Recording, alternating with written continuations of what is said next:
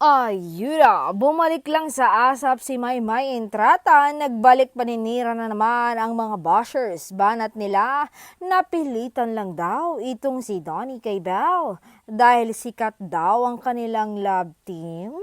Ay, grabe siya. Pero ito ang masasabi ko sa iyo, bashers.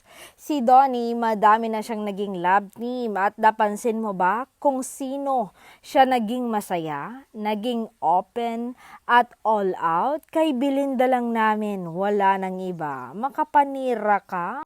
Manood ka nga para alam mo kung kanino siya hulog na hulog.